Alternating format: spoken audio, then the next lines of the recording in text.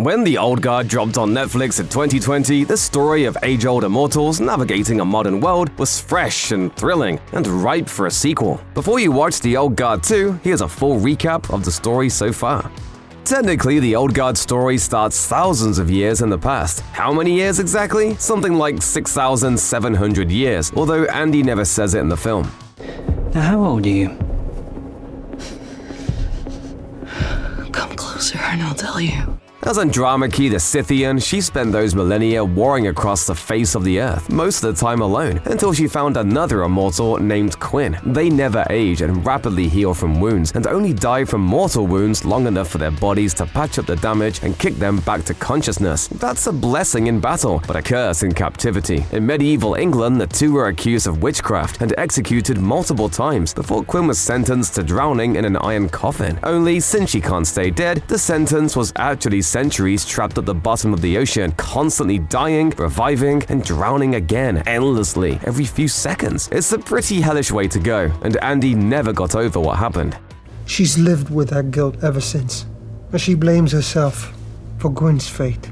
Over the centuries, other immortals joined Andy. One, named Lycan, fought with Andy and Quinn before losing his ability to heal in a battle. Then came Nikki and Joe, two crusaders from opposite sides of the war who fought each other over and over until they fell in love. The youngest of the immortals is Booker, who learned about his immortality while fighting with Napoleon Bonaparte, which, as a quick aside, is a fun reference because Napoleon's own elite force was known as the Old Guard, and some people actually called them the Immortals. So, hat tip to history there. Fast forward to the modern age, and this band of immortals is having more and more trouble staying off the grid. They meet with an ex-CIA agent named Copley, who tips them off to a group of kidnappers in South Sudan. With their immortality, they could do whatever they wanted, but they're drawn to just causes, fighting on whatever side of history they feel is right. That's really important later. Anyway, this job from Copley, it's a setup.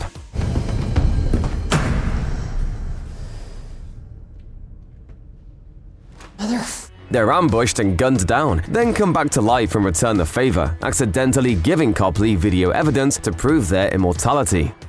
We've been set up. Whenever a new immortal enters the game, they first become aware of it through their dreams, since they all have sort of a psychic link that helps them find each other. No, not another one. When Andy and the others suddenly start dreaming about a young soldier in Afghanistan named Niall, Andy tracks her down to bring her into the fold. While Niall learns the ropes of this new immortality thing, Andy, Joe, Nikki, and Booker work on tracking down Copley, all while Copley works on hunting them down. But Copley isn't working alone. He's getting paid by Stephen Merrick, the young, hotshot CEO of a massive pharmaceutical company that wants to develop their powers into a product he can sell. Everyone's favorite, love to hate.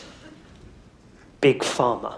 What's a few decades of torture compared to a boosting company profits, right? That's what Merrick thinks, and even though Copley's starting to have second thoughts about what they're doing, he keeps playing his part and helps bring in Nikki and Joe, who Merrick intends to keep around pretty much indefinitely to experiment on and keep away from his business competitors. They go in the vault, they stay there under lock and key.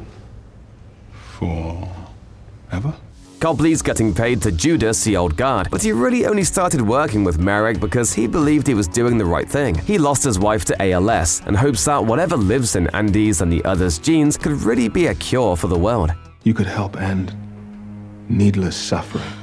Booker, meanwhile, also stabs Andy in the back with a bullet. His betrayal isn't purely selfish either. He watched his children grow up and suffer and simultaneously grow to hate him because he didn't. He thinks that if they can figure out what makes the immortality tick, they can also find a way to end it so they can stop living with the guilt they've incurred over the years. That's what you wanted. Oh, Buck, what have you done? Unfortunately, he doesn't realize until too late that Andy has lost her immortality already, something that can happen to any of them at any time. The Old Guard is about more than just a few cool action scenes and a group of people with unique powers. It asks the question, does what we do matter? At the start of The Old Guard, Andy's tired. She's jaded from centuries of trying to help and finding that nothing ever changes, no matter how many times they put their necks on the line for a good cause. We've done nothing. The world isn't getting any better, it's getting worse. Booker sees her despair, which is part of why he does what he does, but Copley has a different take. He's been tracking the Immortals through scraps and myths gleaned across history, and he's discovered that they've done more good for the world than they could ever realize. She saved a family of refugees whose daughter would discover the technique for the early detection of diabetes. Each time they help someone, there's a ripple effect where that action saves the lives of a whole lot more people down the line. She saves a life. 2-3 generations later, we reap the benefits. The Old Guard never really says how the immortality works, or why some people are chosen for it, but there appears to be a larger design behind it than anyone understands. During all this, Niall realizes that Booker is planning to set Andy up, so she storms Merrick's building with guns blazing to rescue them. Knowing that Merrick will never stop coming after them, they all fight their way up to the penthouse, where they throw Merrick out a window and make their escape.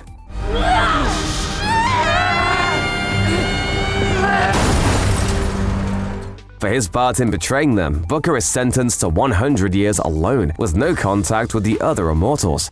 I hoped for less, but I expected more.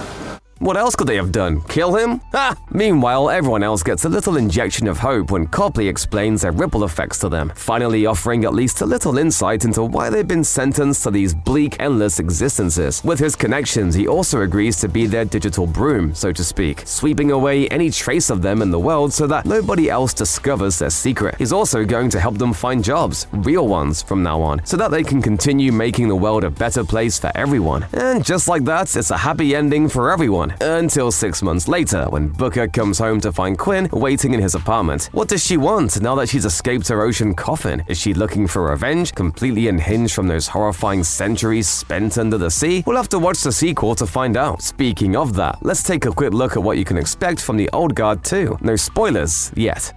It's been 5 years since The Old Guard dropped on Netflix, but just when we thought we'd all have to be immortal to see a sequel, the wait is finally over with the arrival of The Old Guard 2. All the original actors are reprising their roles for the sequel, except Harry Melling, because, well, you know.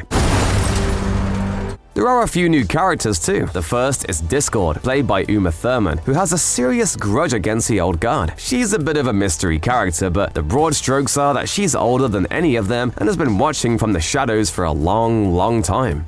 She is the first of the Immortals.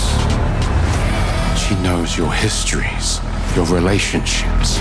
The second new character is someone named Tua, played by Henry Golding, but all the marketing did a good job of keeping his part in the story pretty vague, so again, we won't get into spoilers here. What else can you expect from the sequel? We'll just say this, whether you loved the first movie, hated it, or just enjoyed it as a pretty good action movie, The Old Guard 2 will be the same, but more. Bigger action, another Sao Paulo 34 maneuver, and expanded lore all around. Plus Uma Thurman fighting with a katana, just like old times. What's not to like?